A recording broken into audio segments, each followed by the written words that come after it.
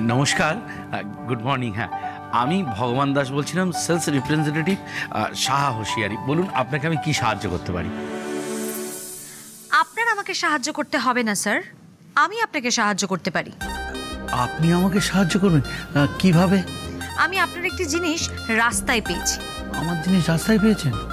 তো আমার তো কিছু হারায়নি। আপনার একটি মানি ব্যাগ এখন আমার কাছে রয়েছে। এতে 10,000 টাকা রয়েছে, আর এই ব্যাগের মধ্যে একটি আইডি কার্ডও পাওয়া গেছে, আর তাতে একটি ফোন নাম্বার দেখে আমি আপনাকে ফোন করলাম।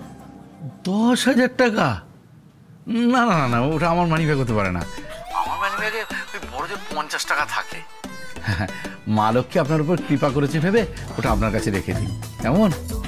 এই জন্যে না আমরা এত গরিব, বুঝতে পেরেছো? তুমি না সত্যি একেবারে কোথায় ঠিকানা জেনে মানি ব্যাগটা নিয়ে আসবে তা না, মা লক্ষ্মী দিয়েছে মনে করে আপনার কাছে রেখে দিন। পূর্ণা, তুমি তো হরবলা হয়ে গিয়েছো গো, আমি তো ধরতেই পারিনি। অনেকক্ষণ ধরে ফোন করছিলাম, ফোনটা ধরছিলে না বলে অফিসের ফোনে বাধ্য হয়ে ফোন করলাম। খুব ভালো করেছো পূর্ণা, এবার থেকে না এরকম মাঝে মাঝে আমাকে একটা করে ফোন করবে। হ্যাঁ, আজকে তুমি ফোন করলে মনে হলো একটা নতুন বউ লাগছে তোমাকে, যে সারাক্ষণ পরের খবর নেয়। হ্যাঁ, ছাড়ো তো এসব, খালি দম।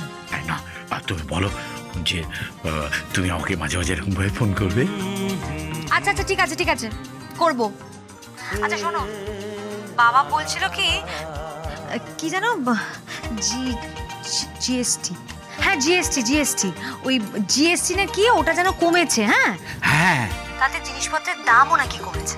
তুমি বাড়ি ফেরবার সময় ঘি আর মাখন মনে করে নিয়ে আসবে। হ্যাঁ, ইতি অন্নপূর্ণা। আরে ঘি মাখন কি বলছো? পনির, পাস্তা, নুডলস এসবের করে বন্যা বইয়ে দেবো। হ্যাঁ, তুমি শুধু আমাকে একটা করে মাঝে মাঝে ফোন করবে, কেমন? বিনীত ভগবান দাস। হ্যাঁ, ঠিক আছে। টাটা। ও ভগবান দা, কার ফোন ছিল? তোমাদের বৌদি।